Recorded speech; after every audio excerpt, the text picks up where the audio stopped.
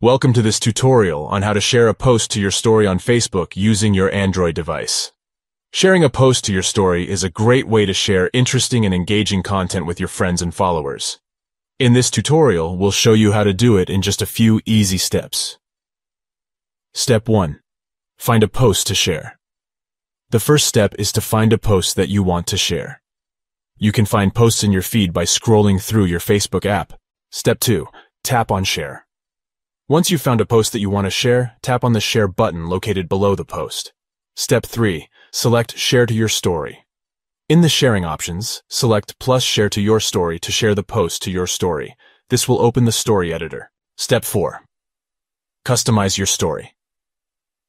The post will appear on your story.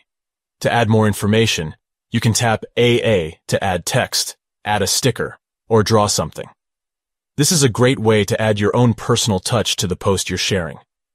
You can also change the background color of your story by tapping on the color palette icon. Step 5. Share your story.